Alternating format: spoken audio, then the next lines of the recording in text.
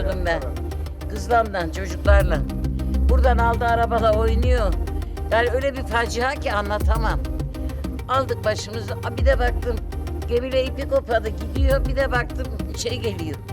Su. Kaçamadık. Her caddeden bir su geliyor. Her caddeden. Böyle geliyor. Nereye kaçalım? Düşe kalka attık kendimizi o tarafa. Bunu yaşadık çocuğum.